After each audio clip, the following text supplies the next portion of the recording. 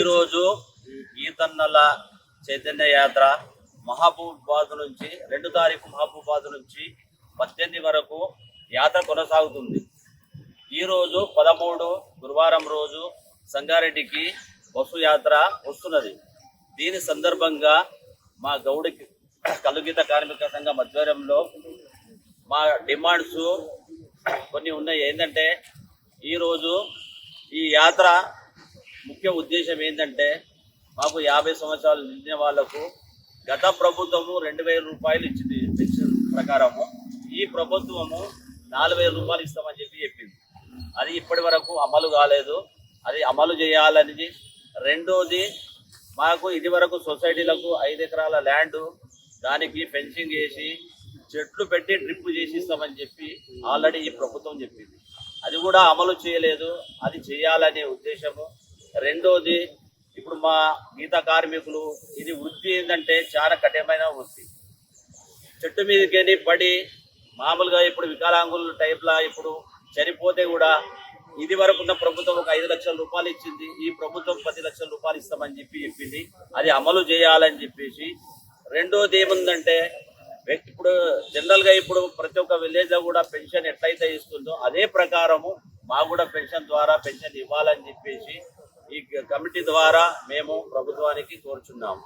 గత ప్రభుత్వము మాకు సర్దార్ సర్వై ప్రాపన్నది అధికారికంగా ఆయన జయంతి కానీ వర్ధంతి కానీ నిర్వహిస్తుంది.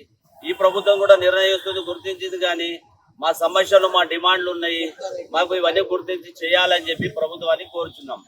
ఇది ఒక యాత్ర ప్రత్యేకంగా పార్టీలకు అతీతంగా గీతన్నల చైతన్య యాత్ర అని చెప్పేసి కొనసాగుతున్నది. ఈ యాత్ర ఈరోజు సంగారెడ్డిని మొదలుకొని తాలెల్మ్యా సర్దార్ సర్వాయి పాపన్న విగ్రహం ఈరోజు ప్రతిష్టాపన ఉంది.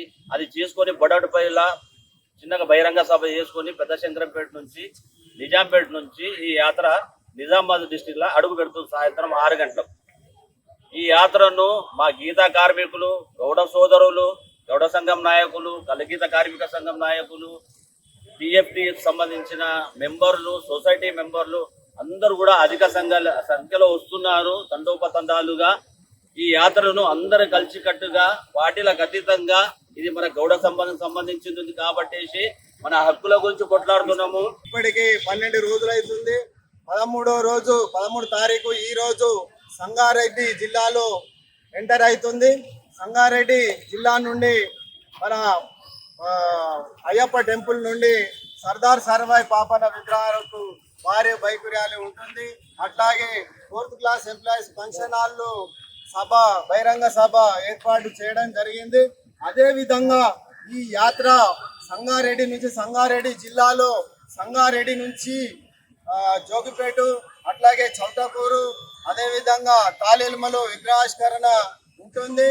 అదేవిధంగా బొడమడిపల్లి, ఆ రకంగా పెద్ద శంకరంపేటకి వెళ్ళి నిజాంపేటలో ఈ జిల్లాలో యాత్ర ముగుస్తుంది.